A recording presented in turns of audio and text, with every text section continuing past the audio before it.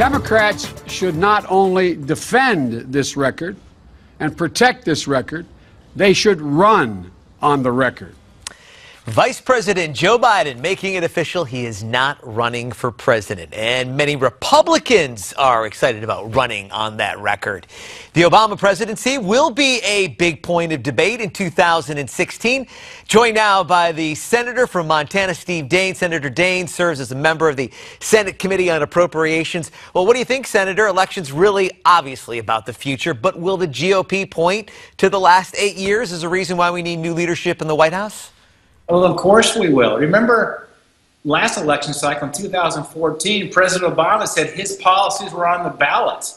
Well, we saw how that worked out for the president in terms of a resounding repudiation of this president and his policies. So I think we're very much looking forward to contrasting President Obama's past with our future vision for America as Republicans. Well, I wanted to ask you, Senator, what do you think about Joe Biden not entering the race? Do you think this would only increase the chances of a Republican winning the White House?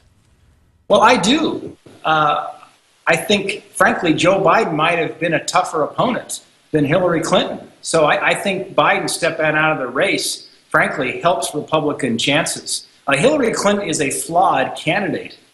The American people know the Clintons. They know Hillary Clinton. She is well-defined. She's upside down in her approval ratings. More Americans disapprove than approve of her.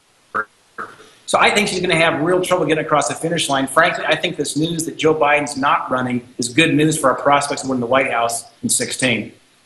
And, of course, Hillary Clinton coming off her time as Secretary of State. Want to talk a little foreign policy with you right now. Assad is in Moscow. But I want to talk about this emerging axis of Iran, Syria, the Hezbollah, and Iran. Just tell me a little bit what your thoughts are about just how dangerous is this axis? Well, this is extremely troubling. Yesterday, I spoke with a couple of Republican senators who just came back from a trip last week to the Middle East. They were in Israel, Jordan, Iraq, and Afghanistan. To a leader in each one of those countries, those leaders were looking at the United States asking us, what is your strategy? What is your president's strategy right now in the Middle East? And as we see this vacuum of leadership, this lack of strategy from Barack Obama, this vacuum has been filled with poison, whether it's started with ISIS, and now it's moving with both Iran and Russia, moving to center stage in the Middle East. These are very, very serious destabilizing influences right now in the Middle East. And that is caused by this president's lack of leadership and his lack of declaring what is our goals, what are our strategies in the Middle East. It's not clear to our allies, let alone our enemies. These destabilizing influences are also pushing the wave of terror in Israel, and really to focus the Arab world on Israel as Syria and Russia decimate Sunni-led rebels and ISIS in Syria. But just what are your thoughts right now about the violence going on between the Israelis and the Palestinians? Well, it's terrible. You have innocent Israelis who are walking the streets with their children, who are riding around in cars with young children in the backseat, just being moms and dads raising their kids. And to see these random acts of violence targeted towards the people of Israel, these are acts of terror. And I am very troubled by the silence coming out of the White House.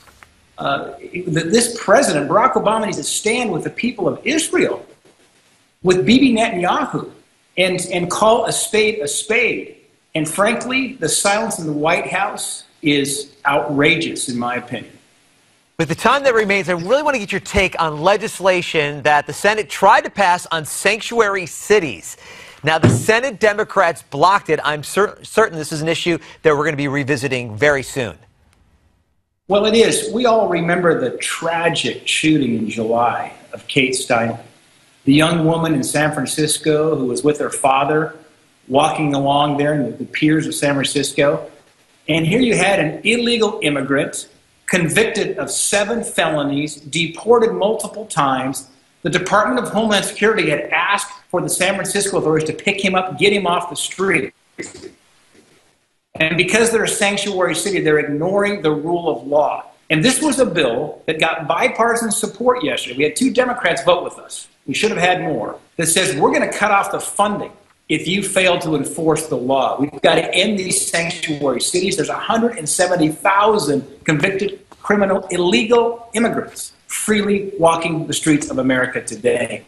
And frankly, it's infuriating that all but 2 Democrats in the United States Senate decided to work with the Republicans here to protect the safety and security of innocent Americans. All right, Senator Daines, I know we're going to be keeping in touch with you about sanctuary cities and a number of different issues. Thank you so much coming to us from Washington, D.C. today. We appreciate your interview, and we've heard from our guests. Now we want to hear from you. Send us your comments to newsmaxtv.com/comments. We're coming right back right here on Newsmax TV.